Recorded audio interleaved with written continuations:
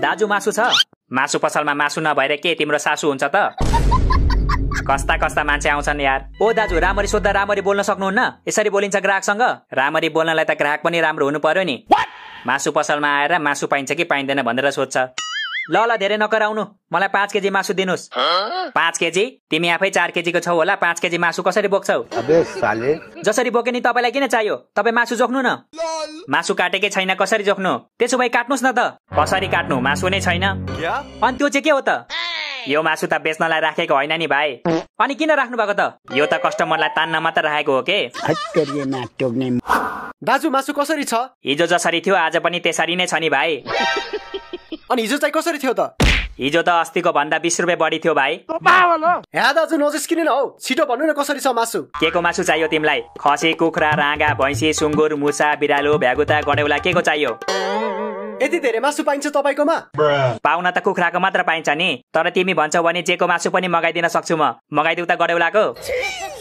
पर्दैन दाजु, मलाई कुखुराकै चाहिएको। कसरी छ केजीको? 1 केजीको 400 अनि 2 केजीको 800। भन कति केजी लान्छौ? 1 केजीको 400 भएपछि 2 केजीको 800 त हुन्छ नि, भनिराख्नु पर्छ र? पर्छ नि भाइ, सबै म जस्तो पढे लेखेका कहाँ हुन्छन् त? ओ दाजु, तपाईले मलाई अनपढ मान्छे भन्न खोज्नु भयो? होइन नि भाइ, मैले त तिमीलाई स्कुल कलेज नगएको मान्छे पो भन्न खोजेको त। दाजु तपाई मासु बेच्न बस्नु भएको कि अर्काको मजाक उडाउन बस्नु भएको? बस्न त मासु बेच्नै बसेको हो भाइ, तर पार्ट टाइम मजाक पनि उडाउँछु के। दाजु मासु नदिने हो तपाई? मैले कहाँ मासु दिन्छु त भाइ, मासु त जनावरले दिन्छ नि। मैले त मासु बेच्नै पो हो त। त्यसो भए बेच्नु न त मलाई, अघिदेखि भनिरहेको छु त। तिमीलाई कसरी बेच्नु हौ? अर्काको छोरालाई बेचे भने त जेल लगिहाल्छ नि मलाई। हत्तेरीका, मलाई बेच्नुस् भनेको होइन के, तपाईसँग भएको मासु चाहिँ मलाई बेच्नुस् भनेको। मासु त सकिएको छ भाइ, एकछिन पर्खिनु पर्छ। कहाँ सकिन्छ? उता छ त मासु। त्यो मासु कस्टमर तान्नलाई मात्र राख्नु भएको रे दाइले। अनि कस्टमर तानेर मात्र हुन्छ? बेच्नलाई मासु खै त? रुको जरा, मासु आउँदैछ क्या भाइ, चिन्ता नगर न। कतिखेर आउँछु त दाइ? ढिलो भइसक्यो मलाई। हतार नगर न भाइ, आउँदैछ के। आएपछि सुरुमा तिमीलाई नै दिन्छु ल। के बोले भाइ? ओ दाइ, सुरुमा म आएको हो, मलाई दिनुपर्छ सुरुमा। तिमीलाई त हतार छैन नि भाइ, पखन एकछिन। हतार छैन रे, मैले त झन् कराईमा तेल तताएर आएको छु। तिमीले त तेल मात्र तताएछौ ब्रो, मैले त तेलमा प्याज पनि हालेर आएको छु। जेसुकै होस्, म सुरुमा आएको, त्यसैले मैले सुरुमा पाउनु पर्छ। दाजु म तपाईलाई 10 रुपियाँ एक्स्ट्रा दिन्छु, मलाई सुरुमा दिनु ल। 10 रुपियाँ त धेरै थोरै भयो नि भाइ, मलाई कम्तीमा पनि 11 रुपियाँ चाहिन्छ। म तपाईलाई 20 रुपियाँ एक्स्ट्रा दिन्छु, मलाई दिनु सुरुमा। म 25 रुपियाँ एक्स्ट्रा दिन्छु, मलाई दिनु सुरुमा। पैसा ही पैसा होगा। ओ हेलो, एक्सक्युज मी, मासु कसरी छ दाइ? मासु 200 रुपियाँ केजी छ बहिनी। 200 रे? अघि त 400 रुपियाँ केजी भनेको होइन? अघि पो 400 थियो त, अहिले त घटेर 200 भइसक्यो नि। म आएको 5 मिनट हुँदैछ, 5 मिनटमै भाउ घट्यो। 5 मिनटमा कस्ता कस्ताको भाउ घट्छ, यो मासु के हो र? कति दिउँ बहिनी? मलाई 2 केजी गरिदिनु ल। हस् एकछिन है त। अन्जु यता आएर बस, मासु आएको छैन रे। कसले भनेको आएको छैन? यो चाहिँ के हो त? अनि यो मासु त नबेच्ने भन्नु भयो होइन? केटाहरूलाई पो नबेच्ने भनेको त, केटीहरूलाई त बेचिहाल्छु नि। मिस्टर, चिन्नु नजानु कसलाई अन्जु भनेको? म अन्जु हो। त्यही नचिनेर त अन्जु भनेको नि, चिनेको भए त तिम्रो नामले बोलाइहाल्थे नि। नचिन्ने मान्छेलाई किन बोलाउनु पर्यो त? के काम छ र? अनि नबोलाइकन चिनजान कसरी हुन्छ त? किन हुनु पर्यो चिन्जान? तिमी को हो र तिमीसँग चिन्जान गर्नु मैले?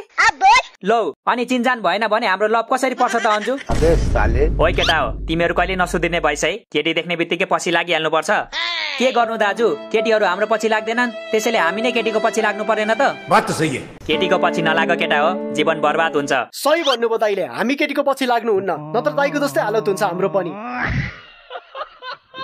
भाइलाई दशैंको बेला दशा लाग्यो कि क्या हो? देख्दैछौ नि मेरो हातमा के छ? म जेन्जी हो दाइ, जेन्जी। अस्तिको आन्दोलनमा झन्डै गोली खाएको मान्छे हो म। तपाईको हतियार देखेर डराउँछु जस्तो लाग्छ? कन्ट्रोल। अनि नडराउने भए खुट्टा चाहिँ किन काम्दैछ त तिम्रो? ए यो त जाडोले कामेको नि। आछु कस्तो जाडो भएको है? यो भाइ त लास्टै गफाडी रहेछ यार, तिमी साच्चै आन्दोलनमा गएको थियौ र? ल दाइ कस्तो कुरा गर्नु भएको? आन्दोलनमा सबभन्दा ढिलो पुग्ने अनि गोली चल्ने बित्तिकै सबभन्दा पहिला भाग्ने मै त हो नि। दाइ मेरो मासु रेडी भयो? मासु त रेडी भयो कि बहिनी, तर एउटा कुरा भन्नै बिर्सेछु। के कुरा दाइ? यो मासु त हिजोको पो रहेछ बहिनी। के सिनो सिनो गनाउँछ भनेको त यो मासु पो रहेछ। छ्या मलाई दिन यस्तो मासु, मलाई ताजा मासु दिनुस्। ताजा मासु आउँदैछ बहिनी, एकछिन पर्ख ल। कति पर्खिनु हौ दाजु? अघिदेखि आउँदैछ मात्रै भन्नुहुन्छ, कहाँदेखि आउँदैछ? चाइनादेखि आउँदैछ है क्या हो मासु? चाइनिज मासु हो भने त म लादिन है। चाइनिज होइन के भाइ, नेपाली लोकल मासु हो के, एकदम मिठो हुन्छ। मिठो भएन भने हाम्रो पैसा फिर्ता गर्नुपर्छ है त दाजु। अच्छा भइहाल्छ नि, तिमी मासु फिर्ता गर, म पैसा फिर्ता गर्छु। खाएको मासु चाहिँ कसरी फिर्ता गर्नु नि? हगेर फिर्ता गर्नु? त्यो म जान्दिनँ, तर पैसा फिर्ता चाहिन्छ भने मासु फिर्ता गर्नुपर्छ। त्यो त सम्भव नै छैन नि दाइ। खाइसकेपछि कसरी फिर्ता गर्नु? तिमीले फिर्ता गर्नु पर्दैन बहिनी। तिमीलाई मासु मिठो लागेन भने मलाई एक कल गर, म घरमै आएर पैसा दिन्छु तिम्रो। दाजु तपाईँ पहिला म्याथ टिचर हुनुहुन्थ्यो हो? होइन नि भाइ, किन र? अनि म्याथ टिचरले जस्तै भेदभाव गर्नुहुन्छ त? हामीलाई चाहिँ पैसा फिर्ता नगर्ने अनि उसलाई चाहिँ घरमै गएर दिने। मैले भेदभाव गरेको होइन नि भाइ, मैले त नारीको सम्मान पो गरेको त। मत करो रन्लो। अनि हामी पुरुषहरू चाहिँ गल्लीको कुकुर हो, हामीलाई चाहिँ सम्मान गर्नु पर्दैन? चिन्ता नगर न भाइहरू, तिमीहरूलाई पनि एक दिन सम्मान गर्छु म। कहिले गर्नुहुन्छ त दाइ? पख न, 10-15 दिनपछि कुकुर तिहार आउँदैछ, त्यो दिन माला लाएर सम्मान गर्छु म तिमीहरूलाई। साले तू